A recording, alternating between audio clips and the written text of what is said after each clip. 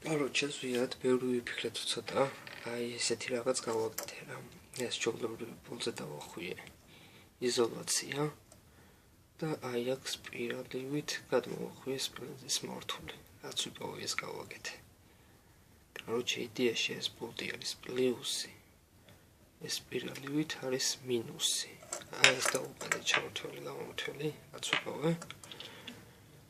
Короче, აი ეს მივაერთე მიმდევრობით, იმიტომ რომ არჩეული ცალი დაგჭირდა, იმიტომ რომ ეს არის 800 მილიამპერიანი და რაღაცა ვერ ქაჩავდა კარგად რა.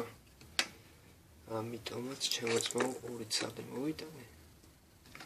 მიმოერთე და იდეაში უნდა მოგცეს ზუსტად 1600 მილიამპერი.